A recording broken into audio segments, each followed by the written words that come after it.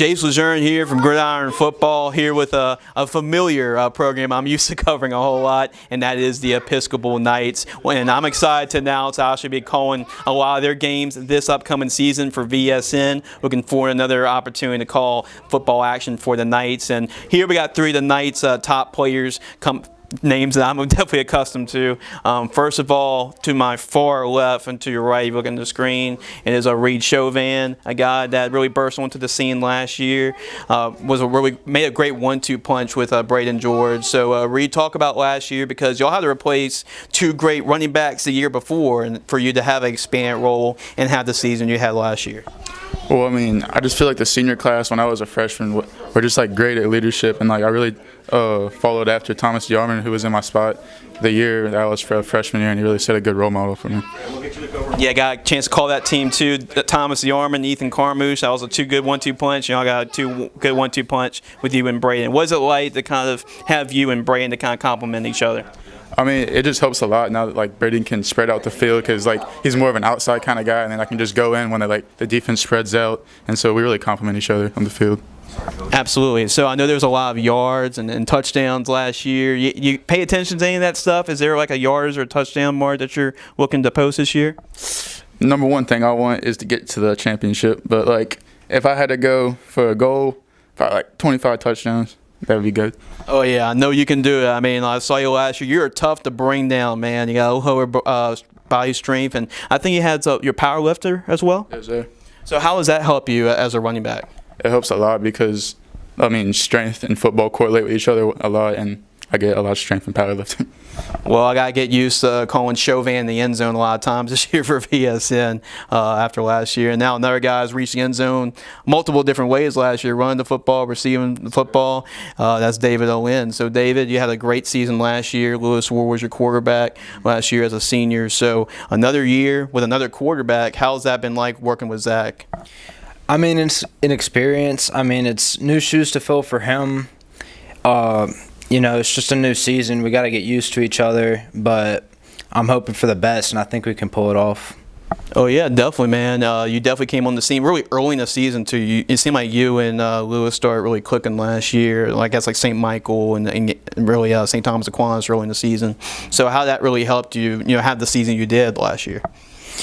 Well, I mean, it was nice to have a quarterback that could scramble like he could. He was really fast, and he had an arm.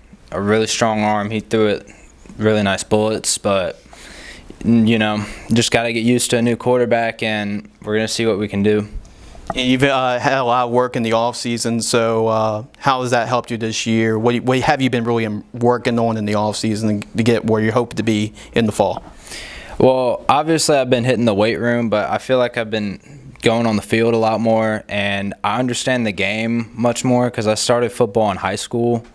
So I feel like I understand more now, and I'm going to be a lot better this year.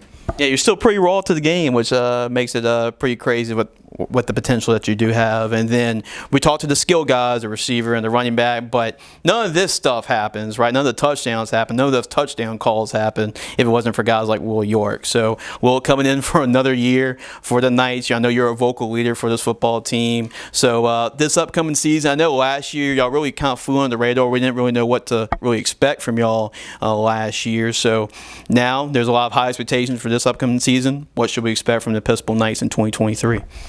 Well, I expect us to do better than we did last year for sure. We're looking to get back on some of the losses we had last year, some of the tough ones that we had, that we felt that we lost probably because of some of our physicality. So this year we're looking to definitely be more physical in the line, really dominate the line of scrimmage like we did in the Ascension Catholic game. Mm-hmm. We really dominated the line of scrimmage, and I think that's what won us the game, and we need to play more like that every single game, and I think we can win more. Yeah, I know y'all do, unfortunately, lose Cale Buller, who actually played in our Gridiron Football All-American Bowl game last year. But really, as an offensive line, y'all return a lot of guys. So talk about that group as a whole and where y'all at right now.